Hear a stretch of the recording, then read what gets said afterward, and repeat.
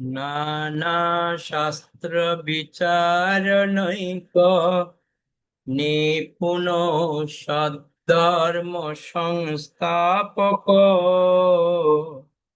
লোকানাং হিতকারিণ ত্রিভুবনে মান্যৈ শরণ্যাকর রাধা কৃষ্ণ পদারবিন্দ ভজনানন্দেন মত্তালিক বন্দে রূপ সনাতন রঘুযুগ শ্রীজীব গোপালক বন্দে রূপ সনাতন রঘুযুগ শ্রীজীব গোপালক। হরে কৃষ্ণ। হম আজকে হচ্ছে আমাদের নতুন অধ্যায়, অষ্টচত্বরিংশতি অধ্যায়।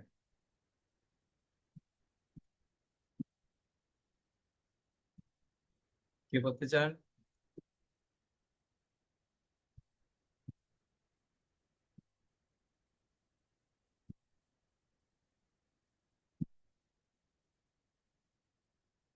হম কি করবেন?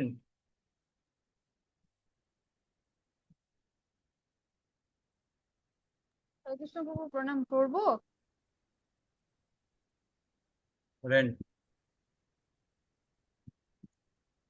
হরে কৃষ্ণ প্রভু। ভয়ানক ও বীভৎস ভক্তিরস। ভয়ানক ভক্তিরস শ্রীকৃষ্ণের প্রতি ভয়ানক ভক্তিরসের দুটি কারণ: শ্রীকৃষ্ণ স্বয়ং অথবা শ্রীকৃষ্ণকে নিয়ে কোনো ভীতিজনক পরিস্থিতি। কোনো ভক্ত যখন নিজেকে শ্রীকৃষ্ণের চরণ কমলে অপরাধী বলে মনে করেন, তখন শ্রীকৃষ্ণ স্বয়ং ভয়ানক ভক্তিরসের আলম্বন হন। যখন শ্রীকৃষ্ণের প্রতি প্রেমের বশে তার সখা অথবা সুহৃদ তার জন্য কোনো ভয়ের আশঙ্কা করেন, তখন সে অবস্থাটি ভয়ের আলম্বন হয়। যখন ঋক্ষরাজ শ্রীকৃষ্ণের সঙ্গে লড়াই করছিলেন, তখন অকস্মাৎ তিনি বুঝতে পেরেছিলেন যে শ্রীকৃষ্ণ হচ্ছেন সাক্ষাৎ ভগবান। তখন শ্রীকৃষ্ণ তাকে বললেন, হে ঋক্ষরাজ, তোমার মুখ এত শুকনো দেখাচ্ছে কেন? আমাকে ভয় পেও না। এভাবে তোমার হৃদকম্প হওয়ার কোনো কারণ নেই। তুমি নির্ভয় হও, তোমার প্রতি আমার কোনো রাগ নেই। তবে তুমি আমার উপর যত ইচ্ছা রাগ করতে পারো, কেননা তার ফলে তুমি আমার সঙ্গে লড়াই করে আমার প্রতি তোমার সেবাভাব বর্ধিত করবে। কৃষ্ণ ভক্তি রসের এই ভয়ানক অবস্থায় শ্রীকৃষ্ণ স্বয়ং ভয়ানক রসের আলম্বন। শ্রীকৃষ্ণ যেখানে ভয়ের বিষয়, সেই রকম একটি ভয়ানক অবস্থার দৃষ্টান্ত হচ্ছে যমুনার জলে বালকৃষ্ণের দ্বারা উপযুক্ত ভাবে দণ্ডিত হয়ে কালী ও সর্প ভগবানকে বলেন, হে মুরারে, কঠোর তপস্যা ও কৃচ্ছ সাধনার ফলে আমি নানা রকম যোগ সিদ্ধি লাভ করেছি, কিন্তু আপনার সামনে আমি কিছুই নই, আমি সব চাইতে নগণ্য। তাই দয়া করে আমার মতো দীনজীবের প্রতি কৃপা করুন এবং আমার প্রতি আপনার ক্রোধ সংবরণ করুন। আমি আপনার যথার্থ স্বরূপ জানতে পারিনি এবং তাই অজ্ঞানের বশবর্তী হয়ে আমি ভয়ঙ্কর অপরাধ করেছি। কৃপা করে আপনি আমাকে রক্ষা করুন। আমি অত্যন্ত দুর্ভাগা, অজ্ঞান জীব। দয়া করে আপনি আমাকে কৃপা করুন। এটি ভয়ানক ভক্তিরসের আরেকটি দৃষ্টান্ত। কেশী দানব এমন একটি বড় অশ্বের রূপ ধারণ করেছিল যে সে গাছের উপর দিয়ে লাফিয়ে যেতে পারত। সেই রূপ নিয়ে সে যখন বৃন্দাবনে উৎপাত করতে শুরু করলো, তখন মা যশোদা তার পতি নন্দ মহারাজকে বলেন, আমাদের পুত্রটি অত্যন্ত চঞ্চল, তাই ওকে বাড়িতে বন্ধ করে রাখাই ভালো। ইদানিং আমি বিশাল অশ্বের রূপধারী কেশী দানবের উৎপাতে অত্যন্ত উৎকুণ্ঠিত হয়ে উঠেছি। মা যশোদা যখন জানতে পেরেছিল সেই দানবটি অত্যন্ত ক্রুদ্ধ হয়ে গোকুলে প্রবেশ করেছে, তখন তার শিশুপুত্রকে রক্ষা করার জন্য তিনি এতই উৎকণ্ঠিত হয়ে পড়েন যে তার মুখ শুকিয়ে গিয়েছিল এবং নেত্রদ্বয় অশ্রুপূর্ণ হয়ে উঠেছিল। শ্রীকৃষ্ণ সম্বন্ধে ভয়ানক কোনো কিছু দর্শন অথবা শ্রবণজনিত ভয়ানক ভক্তিরসের এটি একটি দৃষ্টান্ত। পুতনা রাক্ষসীর মৃত্যুর পর যশোদা মায়ের কয়েকজন সখী তাকে সেই ঘটনার বিষয়ে জিজ্ঞাসা করতে থাকেন। মা যশোদা তখনই তার সখীদের বলেন, তোমরা চুপ করো, তোমরা চুপ করো, পুতনা সম্বন্ধে কিছু জিজ্ঞাসা করো না। সে ঘটনার কথা মনে করলেই ভয়ে আমার বুক কেঁপে ওঠে। পুতনা রাক্ষসী আমার পুত্রকে খেতে এসেছিল, আর সে আমাকে ছলনা করে আমার শিশুটাকে তার কোলে তুলে নিয়েছিল। তারপর সে মরে পড়ে যায়, যার ফলে তার বিশালাকার শরীর থেকে ভয়ানক শব্দ হয়েছিল। ভয়ানক ভক্তিরসের অনুভব হচ্ছে মুখ শুকিয়ে যাওয়া, উচ্ছ্বাস, পিছন ফিরে দেখা, লুকিয়ে পড়া, কিং কর্তব্য বিমূঢ় হয়ে পড়া, প্রেমাস্পদের অন্বেষণ করা এবং উচ্চস্বরে রোদন করা। অন্য কয়েকটি ব্যভিচারী ভাব হচ্ছে মোহ, বিস্মৃতি, ভয়ের আশঙ্কা ইত্যাদি। এই সবের মধ্যে ভয়ানক হচ্ছে স্থায়ী ভাব। এই ভয়ের কারণ হচ্ছে অপরাধ অথবা ভয়ানক পরিস্থিতি। অপরাধ নানা প্রকার হতে পারে এবং যে অপরাধ করে তার চিত্তে ভয়ের উদয় হয়। কোনো ভীতিজনক বস্তু, বিশেষত কোনো ব্যক্তি থেকে যখন ভয় হয়, সেই ভয়ানক ব্যক্তিটির আকৃতি, প্রকৃতি ও প্রভাব সাধারণত ভয়ানক হয়। ভয়ানক রতির উদ্রেককারী দৃষ্টান্ত হচ্ছে পুতনা রাক্ষসী।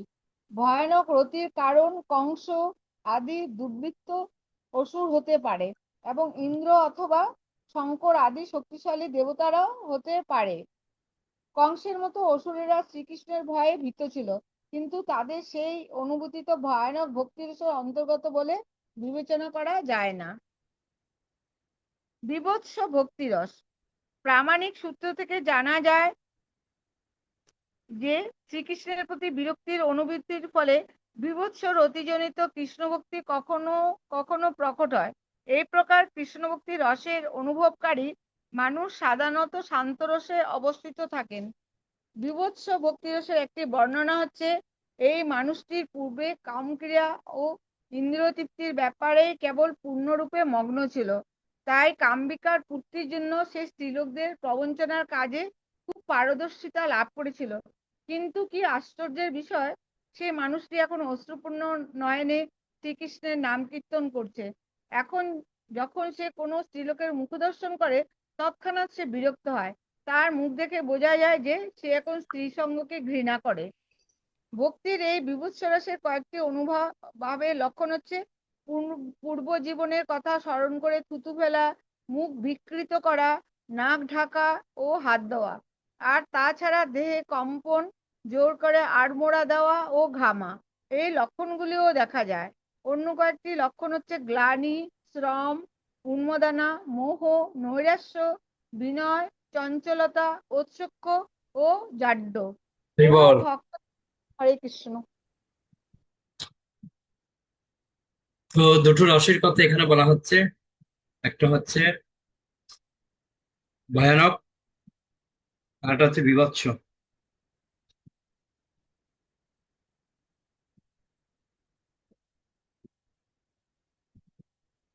তো বীভৎস আর ভয়ানক। তো ভয়ানকের দুটি কারণ, একটা হচ্ছে স্বয়ং ভগবান, আর একটা হচ্ছে শ্রীকৃষ্ণকে নিয়ে ভীতিজনক পরিস্থিতি। আর বীভৎস, সেটা হচ্ছে কৃষ্ণের প্রতি বিরক্তির অনুভূতির ফলে বিভৎস রতিজনিত কৃষ্ণ ভক্তি কখনো কখনো প্রকট হয়। তো দুটো বিষয় তুলে ধরেছে। এখন আমরা পরের পর্বটা পড়বো, তাহলে আরো বেশ আরো একটু ক্লিয়ার হবে। কে পড়তে চান? আমি পড়বো। পড়ুন। হরে কৃষ্ণ প্রভু প্রণাম। কোন ভক্ত যখন তার পূর্ব জীবনের জঘন্য কার্যকলাপের জন্য অনুশোচনা করেন, তখন তার দেহে বিশেষ কতগুলি লক্ষণ দেখা যায় এবং তার সেই ভাবকে বীভৎস ভক্তিরস বলা হয়। হৃদয়ে কৃষ্ণ ভাবনামৃতির উন্মেষের জন্য তা হয়। এই সম্পর্কে কথিত আছে, কোন মানুষ কিভাবে এই শরীরটির মাধ্যমে মৈথুন্য সুখ উপভোগ করতে পারে, যে শরীর অস্থি চর্ম রচিত একটি তলি সদৃশ্য এবং চর্ম নির্মিত সেই শরীরে রয়েছে রক্ত ও মাংস, যা থেকে কফ ও দুর্গন্ধ উৎপন্ন হয়, যার হৃদয়ে কৃষ্ণ ভাবনার উন্মেষ হয়েছে এবং যিনি এই জড় শরীরের ঘৃণ্য প্রকৃতি সম্বন্ধে অবগত হয়েছেন, তিনিই কেবল এইভাবে অনুভব করতে পারেন। এক সৌভাগ্যশালী শিশু তার মাতৃজঠরে অবস্থানকালে শ্রীকৃষ্ণকে প্রার্থনা করে বলেন, হে কংসারী, এই প্রাকৃত দেহটির জন্য আমি অত্যন্ত দুঃখ কষ্ট ভোগ করছি। এখন আমি আমার মাতৃগর্ভে রক্ত, মূত্র ও মলের মধ্যে অবরুদ্ধ হয়ে পড়েছি। এই দুরবস্থার মধ্যে আমি অত্যন্ত দুঃখ কষ্ট ভোগ করছি। তাই হে কৃপা সিন্ধু, আমাকে কৃপা করুন। ভক্তি ভরে আপনার সেবায় যুক্ত হওয়ার কোনো যোগ্যতা আমার নেই, কিন্তু কৃপা করে আপনি আমাকে রক্ষা করুন। নারকীয় জীবনে অধপতিত এক ব্যক্তিও এইভাবে প্রার্থনা করেছেন। পরমেশ্বর ভগবানকে তিনি বলেন, হে প্রভু, অত্যন্ত নোংরা ও পূর্তি গন্ধপূর্ণ এই অবস্থায় যমরাজ আমাকে প্রেরণ করেছেন। নানা রকম কীট পতঙ্গপূর্ণ বিভিন্ন রোগগ্রস্ত মানুষদের মলের মধ্যে আমি পড়ে আছি। এই ভয়ানক দৃশ্য দেখে আমার চোখে ঘা হয়েছে এবং আমি প্রায় অন্ধ হয়ে পড়েছি। তাই আমি প্রার্থনা করি, হে প্রভু, হে নারকীয় পরিবেশ থেকে জীবকে উদ্ধারকারী, আমি এই নরকে পতিত হয়েছি, তবু আমি নিরন্তর আপনার দিব্য নাম স্মরণ করার চেষ্টা করব এবং এইভাবে আমি আমার জীবন ধারণ করার চেষ্টা করব। এটি নারকীয় পরিবেশে পতিত হওয়ার ফলে কৃষ্ণ ভক্তির আর একটি দৃষ্টান্ত। এখানে বুঝতে হবে যে মানুষ নিরন্তর হরে কৃষ্ণ কৃষ্ণ কৃষ্ণ হরে হরে, হরে রাম রাম রাম হরে হরে ভগবানের এই দিব্য নাম জপ করেন, তিনি ইতিমধ্যেই শ্রীকৃষ্ণের প্রতি দিব্য প্রেম লাভ করেছেন এবং জীবনের যে কোনো পরিস্থিতিতে তিনি কেবলমাত্র পূর্ণ প্রেম ও ভক্তি সহকারে ভগবানের নাম স্মরণ করার ফলে সন্তুষ্ট থাকতে পারেন। এর সারমর্ম হচ্ছে বীভৎস কৃষ্ণ ভক্তি রসের প্রাদুর্ভাব সুপ্ত শান্ত রসে উৎপন্ন স্নেহভাবে বিকশিত হওয়ার অবস্থায় প্রকাশিত হয়। রসের মিশ্রণ পূর্বেই বর্ণনা করা হয়েছে যে 12টি বিভিন্ন রস অর্থাৎ শ্রীকৃষ্ণের সঙ্গে 12 প্রকারের সম্বন্ধ রয়েছে। তাদের মধ্যে 5টি রস মুখ্য এবং সেগুলি হচ্ছে শান্ত, দাস্য, সখ্য, বাৎসল্য ও মাধুর্য। আর অন্য 7টি রস গৌণ, সেগুলি হচ্ছে হাস্য, অদ্ভুত, বীর, করুণ, রুদ্র, ভয়ানক ও বীভৎস। চিন্ময় জগৎ ভাব বৈকুণ্ঠ ধামে 5টি মুখ্য রস নিত্য প্রকাশিত থাকে, কিন্তু 7টি গৌণ রস গোকুল বৃন্দাবনে অর্থাৎ এই জড়জগতে শ্রীকৃষ্ণ যেখানে তার দিব্য লীলা বিলাস করেন সেখানে নিত্য প্রকট ও অকপট হয়। প্রায়ই মূল রসের সঙ্গে অন্য রসেরও প্রকাশ হতে দেখা যায় এবং এই রসের মিশ্রণ কখনো কখনো সুসঙ্গত বা উপাদেয় হয়, আবার কখনো অসঙ্গত ও অনুপাদেয় হয়। এই মিশ্রণের বৈজ্ঞানিক বিশ্লেষণ নিম্নে দেওয়া হয়েছে। শান্ত রসে যখন বীভৎস অথবা অদ্ভুত রসের আভাস দেখা যায় তখন তা সুসঙ্গত। শান্ত রসে যখন মাধুর্য, বীর, রৌদ্র অথবা ভয়ানক রস দেখা যায় তা অসঙ্গত মিশ্রণ। দাস্য রসে যখন বীভৎস, শান্ত অথবা বীর রস যেমন ধর্মবীর ও দানবীর মিশ্রিত হয় তখন সেই মিশ্রণ সুসঙ্গত। যুদ্ধবীর ও রৌদ্ররস শ্রীকৃষ্ণের দ্বারা উৎপাদিত হয়। সখ্যরস যখন মাধুর্য, হাস্য অথবা বীর রসের সঙ্গে মিশ্রিত হয় তা অত্যন্ত উপাদেয়। সেই সখ্যরস যখন ভয়ানক অথবা বাৎসল্য রসের সঙ্গে মিশ্রিত হয় তখন তা অত্যন্ত অনুপাদেয়। যদিও বাৎসল্য রসের সঙ্গে হাস্য, করুণ অথবা ভয়ানক রসের বিরাট পার্থক্য রয়েছে, তবুও তাদের মিশ্রণ সুসঙ্গত। বাৎসল্য রসের সঙ্গে মাধুর্য, বীর অথবা রৌদ্র রসের মিশ্রণ অসঙ্গত। মাধুর্য রসের সঙ্গে হাস্য অথবা সখ্যরসের মিশ্রণ সুসঙ্গত। কোনো কোনো তত্ত্ববিদদের মতানুসারে মাধুর্য রসের সঙ্গে কেবল যুদ্ধবীর ও ধর্মবীর রসের সুসঙ্গত মিলন হয়। সেই দৃষ্টিভঙ্গি অনুসারে এই দুটি রস ছাড়া মাধুর্য রসের সঙ্গে অন্য সমস্ত রসের মিশ্রণ অসঙ্গত। হাস্যরসের সঙ্গে ভয়ানক, মাধুর্য অথবা বাৎসল্য রস সুসঙ্গত, কিন্তু করুণ অথবা বীভৎস রসের মিশ্রণ অসঙ্গত। অদ্ভুত রসের সঙ্গে বীর অথবা শান্ত রসের মিশ্রণ সুসঙ্গত, কিন্তু রৌদ্র ও ভয়ানক রসের মিশ্রণ সর্বদাই অসঙ্গত। বীর রসের সঙ্গে অদ্ভুত, হাস্য অথবা দাস্য রসের মিশ্রণ সুসঙ্গত, কিন্তু ভয়ানক ও মাধুর্য রসের মিশ্রণ অসঙ্গত। কোনো কোনো তত্ত্বজ্ঞানীর মত অনুসারে বীর রসের সঙ্গে শান্ত রসের মিশ্রণ সর্বদাই সুসঙ্গত। রৌদ্র রসের সঙ্গে করুণ অথবা বীর রসের মিশ্রণ সুসঙ্গত, কিন্তু হাস্য মাধুর্য অথবা বীভৎস রসের মিশ্রণ অসঙ্গত। ভয়ানক রসের সঙ্গে বীভৎস অথবা করুণ রসের মিশ্রণ সুসঙ্গত। বীর রসের সঙ্গে মাধুর্য হাস্য অথবা রৌদ্র রসের মিশ্রণ সর্বদাই অসঙ্গত। বীভৎস রসের সঙ্গে শান্ত হাস্য অথবা দাস্য রসের মিশ্রণ সুসঙ্গত, কিন্তু মাধুর্য ও সক্করসের মিশ্রণ অসঙ্গত। উপরোক্ত বিষয়গুলো রসাবাস অথবা রসের অসঙ্গত মিশ্রণের কয়েকটি দৃষ্টান্ত। রসাবাসের এই দিব্য বিজ্ঞান ভগবদ্ভক্তির রসের পরস্পরের সঙ্গে সুসঙ্গত ও অসঙ্গত মিশ্রণ বিশদভাবে বিশ্লেষণ করতে পারে। শ্রী চৈতন্য মহাপ্রভু যখন জগন্নাথপুরীতে বিরাজ করেছিলেন, তখন বহু কবি ও ভক্ত তার কাছে তাদের স্বরচিত কাব্য সমর্পণ করতেন, কিন্তু নিয়ম ছিল যে শ্রী চৈতন্য মহাপ্রভুর সচিব স্বরূপ দামোদর প্রথমে সেই সমস্ত রচনা পুঙ্খানুপুঙ্খভাবে পরীক্ষা করতেন, এবং তাতে যদি কোনো রকম রসাভাব না থাকতো, তাহলেই কেবল তিনি সেই কবিকে শ্রী চৈতন্য মহাপ্রভুর সামনে তার কবিতা আবৃত্তি করতে দিতেন।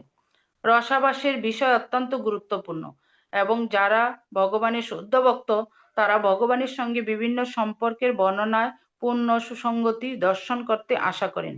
রসের এই মৈত্রী অথবা বিরোধী ভাবের অধ্যয়ন কখনো কখনো অত্যন্ত জটিল হয়ে পড়ে। তাই কেন তা হয় তার ইঙ্গিত দেওয়া হলো। যখন এক বন্ধুর সঙ্গে আরেক বন্ধুর মিলন হয়, তখন তাদের মিলনের ফলে উৎপন্ন রস সাধারণত অতি উপাদেয়, কিন্তু প্রকৃতপক্ষে দুই বন্ধুর এই মিলনেও এত এক এত প্রকার ভাবের উদয় হয় যে কখন যে তা সুসঙ্গত এবং কখনো তা অসঙ্গত তা নির্ণয় করা কঠিন হয়ে পড়ে। বিচক্ষণ পণ্ডিতেরা পূর্ণ ও আংশিক রূপে বিভিন্ন রসের মিশ্রণকে ভাগ করে কোনো কোনো রস সুসঙ্গত তা বিশ্লেষণ করেছেন। এই পন্থায় মুখ্য রসকে পূর্ণ বলা হয়েছে এবং গৌণ রসকে অংশ বলা হয়েছে। পূর্ণ ও আংশিক রসের বিষয়ে নিম্নলিখিত উক্তিটিতে বিশদভাবে বিশ্লেষণ করা হয়েছে। প্রতিটি জীব পরব্রহ্মরূপী অগ্নি স্ফুলিঙ্গ সদৃশ্য, তাই আমি জানি না আমার মতো ক্ষুদ্র একটি স্ফুলিঙ্গ সেই পরম অগ্নিরূপ ভগবান শ্রীকৃষ্ণের দিব্য সেবায় নিযুক্ত হতে পারবে কিনা। বিমল, কে? হরে কৃষ্ণ। ধন্যবাদ। মিশ্রণ, এটা হচ্ছে, এই অধ্যায়টা হচ্ছে রসের মিশ্রণ। বিশেষ করে একটা রসের সাথে যখন আরেকটা রসের মিশ্রণ হয়, কোনোটা হচ্ছে সুসঙ্গত, কোনোটা হচ্ছে অসংযত। তো এই জিনিসটা, একটা সুসঙ্গত, একটা হচ্ছে অসঙ্গত। যেমন আমি একটা উদাহরণ আপনাদের বলি। বাৎসল্য রসের কথা বলা যায়। বাৎসল্য মানে কি? বাৎসল্য মানে হচ্ছে সন্তান হিসাবে দেখা। তো যেই মা সন্তান হিসেবে তাকে ভালোবাসবে, তার সাথে হাস্যরস হতে পারে, ছেলের সাথে হাসি মজাগুলি করতে পারে, হাস্যরস হতে পারে, বীররস হতে পারে। বীররস হলে কি হবে? এটা অসঙ্গত হয়ে যাবে, কেননা কখনো আহ, বাৎসল্য রস, বীর রস, এটা ন্যায়সঙ্গত নয়। আর একটা কি হতে পারে? করুণ রস হতে পারে। তারপর বলা হচ্ছে সূক্ষ্ম রসের সাথে, সূক্ষ্ম রসের সাথে বীররস হতে পারে। কেন বীররস হতে পারে? বীররস মানে কি? বিরোধী পক্ষ হয়ে যুদ্ধ করা। যেমন আমরা পড়েছি না, কৃষ্ণ তোর সখাদের নিয়ে ওখানে অনেক সময় বীর রসের মধ্যে ঝগড়া করতেন, মারামারি করতেন। বীর রসের মধ্যে, বীর রসের মধ্যে এটা সূক্ষ্ম রসের মধ্যে বীর রস হতে পারে। সূক্ষ্ম রসের মধ্যে আবার হাস্যরস হতে পারে, আর মাধুর্য হতে পারে, প্রেমের সম্পর্ক হতে পারে। তো এইভাবে একটা একটা ভাগ করে বলছে। যেমন দাস্য রসের মধ্যে বীভৎস হতে পারে, তারপরে হচ্ছে বিরস হতে পারে দাস্য রসের মধ্যে, শান্ত রস হতে পারে। তো কিছু কিছু হচ্ছে সুসঙ্গত, আর কিছু কিছু হচ্ছে অসঙ্গত। খুব ভালো।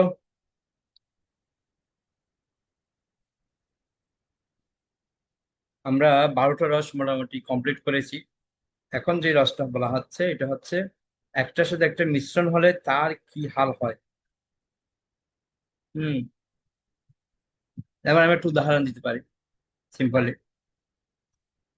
যেমন মিষ্টান্ন, মিষ্টান্নর সাথে যদি লবণ মেশানো হয় তাহলে কিরকম হবে?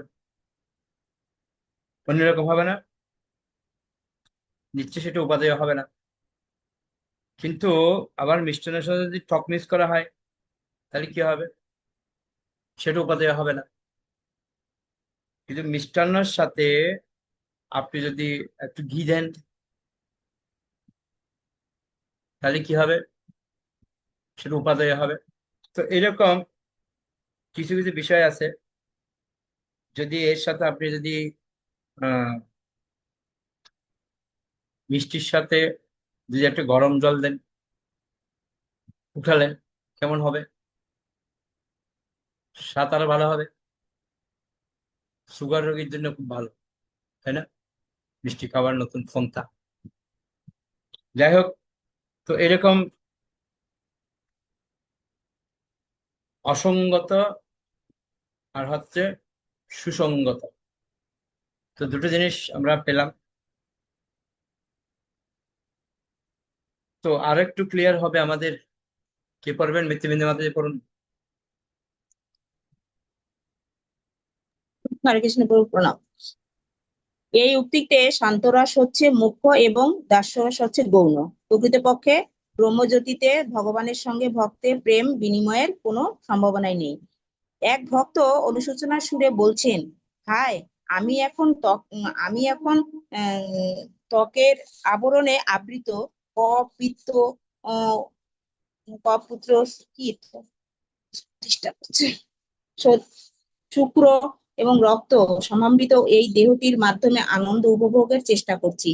আমাকে ধিক, কেননা এই দেহাত্মা বুদ্ধির ফলে আমি ভগবত স্মরণ রূপ দিব্য আনন্দে আস্বাদন করতে পারছি না। এই উক্তিটিতে শান্ত ও বিভৎস এই দুটি রস রয়েছে। শান্ত রস হচ্ছে মুখ্য, আর বিভৎস রস হচ্ছে গৌণ। এক এক অন্য আরেক ভক্ত এইরকম একটি উক্তি রয়েছে, আমি এখন স্বর্ণ সিংহাসনে উপবিষ্ট পরমেশ্বর ভগবানের শ্রীকৃষ্ণের চামর ব্যঞ্জন করতে শুরু করব। তিনি বর্ষার জল ভরা মেঘের মতো ঘনশ্যাম বর্ণ বিশিষ্ট দিব্য সচিদানন্দন বিগ্রহে পরম ব্রহ্ম। এখন আমি রক্ত ও মাংস দিয়ে তৈরি এই জড় শরীরের প্রতি সমস্ত আসক্তি পরিত্যাগ করব। এখানেও দাস্য বিভৎস ও রসের মিশ্রণ হয়েছে। তার মধ্যে দাস্যরস হচ্ছে মুখ্য এবং বিভৎস রস হচ্ছে গৌণ। আরেকটি উক্তিতে বলা হয়েছে, কখন আমি তমগুণের প্রভাব থেকে কখন আমি তমগুণের প্রভাব থেকে মুক্ত হতে পারবো, এইভাবে পবিত্র হয়ে কখন আমি পরমেশ্বর ভগবান শ্রীকৃষ্ণের নিত্য সেবায় যুক্ত হতে পারবো, তখনই কেবল তার অপূর্ব মাধুর্যমণ্ডিত মুখমণ্ডল ও নয়ন কমল দর্শন করে আমি তার আরাধনা করতে সক্ষম হব। এই উক্তিটিতে শান্তরস হচ্ছে মুখ্য এবং দাস্যরস হচ্ছে গৌণ।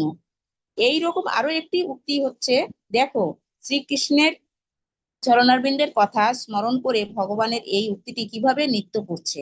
কেবলমাত্র তার এই নৃত্য দর্শন করলে তুমি সবচাইতে সুন্দরী রমণীর প্রতিও আকর্ষণ হারিয়ে ফেলবে। এই উক্তিটিতে দাস্যরস হচ্ছে মুখ্য এবং বিভৎস রস হচ্ছে গৌণ। এক ভক্ত দৃঢ়তাপূর্বক বলছেন, হে প্রভু, এখন আমি যুবতীদের সঙ্গ করার সমস্ত চিন্তার প্রতি বিরক্তি অনুভব করছি। ব্রহ্মজ্ঞান সম্বন্ধে আমার আর কোনো রকম স্পৃহা নেই, কেননা আমি এখন আপনার চিন্তায় সম্পূর্ণভাবে মগ্ন হয়েছি। তার ফলে আমি এমন ভাবে আনন্দময় হয়েছি যে আমার আর কোনো বাসনা নেই, এমনকি যোগ সিদ্ধি বাসনাও নেই। এখন আমার চিত্ত কেবল আপনার চরণার বিন্দে আরাধনার প্রতি আকৃষ্ট হয়েছে। এই উক্তিতে শান্তরস হচ্ছে মুখ্য এবং বীর রস হচ্ছে গৌণ। আরেকটি উক্তিতে সুবলকে সম্বোধন করে বলা হয়েছে, হে সুবল, বৃন্দাবনের যে সমস্ত ব্রজ বালিকারা শ্রীকৃষ্ণের অধমৃত পান করার সৌভাগ্য অর্জন করেছে, তারা নিশ্চয়ই এই জগতে সবচাইতে সৌভাগ্যভূষিত রমণী। এই দৃষ্টান্ততে সক্ষরস হচ্ছে মুখ্য এবং মাধুর্য রস হচ্ছে গৌণ। শ্রীকৃষ্ণ গোপীদের বললেন, হে উম, হে মুখ হে মুগ্ধা, হ্যাঁ, এইরকম আকুল দৃষ্টিতে তোমরা আমার দিকে তাকিও না। তোমরা সন্তুষ্টি চিত্তে বৃন্দাবনে তোমাদের গৃহে ফিরে যাও। এখানে তোমাদের থাকার কোনো প্রয়োজন নেই। তার সঙ্গে রসনা রাস নৃত্যের আনন্দ উপভোগের অভিলাষীও ব্রজনাঙ্গনাদের সঙ্গে শ্রীকৃষ্ণ যখন এইভাবে পরিহাস করছিলেন, সুবল তখন সেখানে উপস্থিত ছিলেন এবং তিনি তখন হাস্যোজ্জ্বলে আয়ত নয়নে শ্রীকৃষ্ণের দিকে তাকিয়েছিলেন। সুবলের মধ্যে তখন সখ্য এবং হাস্যরসের মিশ্র ভাবের উদয় হয়েছিল। তাতে সখ্যরস ছিল মুখ্য এবং হাস্যরস ছিল গৌণ। নিম্নলিখিত উদাহরণ দুটিতে যথাক্রমে সখ্যরস ও হাস্যরসের মিশ্রণ হয়েছে বা মুখ্য ও গৌণ রূপের গণ্য করা হয়েছে। শ্রীকৃষ্ণ যখন যমুনার তীরে অশোক তরুর ছায়ায় লুকায়িত রাধারানীর কেশধারী সুবলকে দর্শন করেন, তখন তিনি বিস্মিত হয়ে উঠে দাঁড়ান। কৃষ্ণকে দেখে সুবল তার মুখ ঢেকে হাস্য সংবরণ করার চেষ্টা করেন।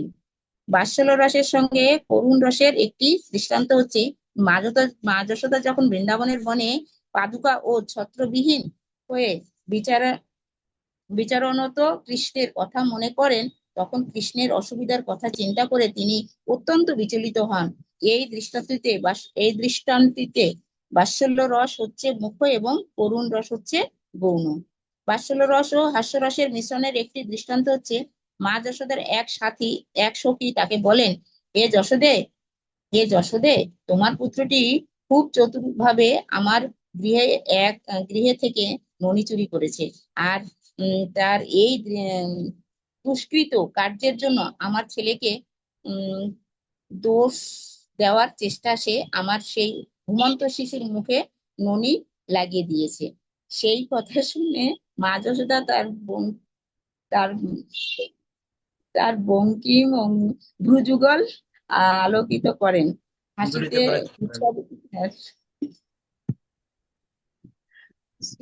ভাবেন দ্বারা সকলকে আশীর্বাদ করেন। এই দৃষ্টান্ততে বাৎসল্য রস হচ্ছে মুখ্য এবং হাস্যরস হচ্ছে গৌণ। হরে কৃষ্ণ। ওকে, লাস্টের দিকে ভগবানের ছোটবেলার লীলাগুলো না প্রভু শুনলে না খুব হাসি পায়। বাৎসল্য রস, সেটা হাসির বিষয় হবেই। যাই হোক, এই রসগুলি আমরা পড়ছি, পড়ে যতটুকু আনন্দ পাচ্ছি আমরা, তার থেকে বেশি আনন্দ পাবো যদি আমরা ভগবানের সাথে প্র্যাকটিক্যালি উপলব্ধি করতে পারি। ভক্ত ভগবানের মধ্যে যে একটা রসের সম্পর্ক, সেটা আমরা এখানে দেখতে পাচ্ছি, কিভাবে বিভিন্ন ভক্তরা ভগবানের সাথে বিভিন্ন রসের দ্বারা সম্পর্কিত হচ্ছে। যাই হোক, আমরা স্বরূপত হচ্ছে কৃষ্ণের নিত্য দাস। প্রথমে তো আমরা দাস রূপে আছি, এবার ক্রমান্বয়ে আস্তে আস্তে আমাদের রসের প্রভাব পরিবর্তন হবে। ওকে, আশা করছি আর দুদিন পড়লে মোটামুটি আমাদের শেষ হয়ে যাবে। ওকে, এরপরে আমরা নতুন বইতে আমরা যাব, অন্তে নারায়ণ স্মৃতি। বইটা সবাই কিনে রাখবেন, ওটাতে পড়বো। তো আগামী কাল আমরা আবার পুনরায় মিলিত হবো। বৈষ্ণব পরম্পরা আমরা শেষ করি। কেউ বুঝতে পারছেন না কোনো কিছু আছে, না হলে আমরা শেষ করবো এটা। পঞ্চা কল্পতরুভ্যশ্চ বা সিন্ধুভ্যশ্চ পতিতানাং পাবনেভ্যো বৈষ্ণব। উপগোস্বামী খুব সহজ সরল ভাষায় আমাদের বুঝিয়ে দিচ্ছে। ওকে, হরে কৃষ্ণ।